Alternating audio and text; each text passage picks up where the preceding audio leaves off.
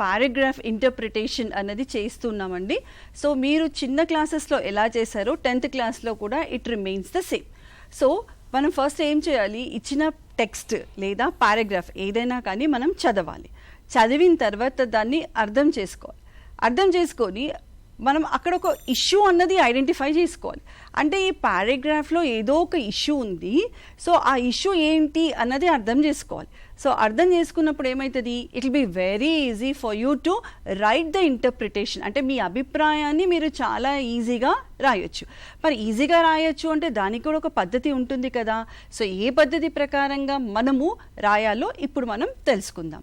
So ఇంతకుముందు మనం గ్రాఫ్కి అయితే ఎలాగైతే చెప్పుకున్నామో the introductory sentence this graph shows అన్నట్టుగా ఇక్కడ మనం ఏం రాస్తాము, ఎలా స్టార్ట్ చేస్తాము అని అంటే ఇంతకుముందు చదివినప్పుడు నేను చెప్పాను కదా, there is an issue on this. అంటే ఒక సమస్యను ఏదో ఒకటి ఉంది, అది మనం ఐడెంటిఫై చేసుకొని ఆ సమస్య ఏంటి అన్న దానితోని, దట్ ఇష్యూ అన్న దానితోని స్టార్ట్ చేయాలి.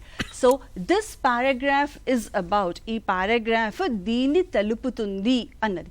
సో మీరు ఆ ఒక్క సెంటెన్స్ మీరు రాసారా అంటే ఖచ్చితంగా మీకు హాఫ్ మార్క్ అన్నది వస్తుంది.